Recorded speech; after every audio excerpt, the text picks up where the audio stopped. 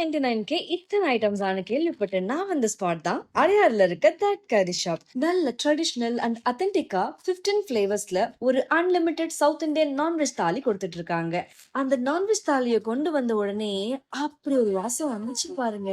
இன்னைக்கு ஒரு புட்டே மணக்க மணக்க கீ ரைஸ் கூட சிக்கன் மசாலா, மட்டன் சுக்கா, இறால் ரோஸ்ட் எல்லாம் சேர்த்து வாயில வைக்கும் பொழுது அருண்சுவை நாக்குல உட்கார்ந்து நடனம் ஆடுது.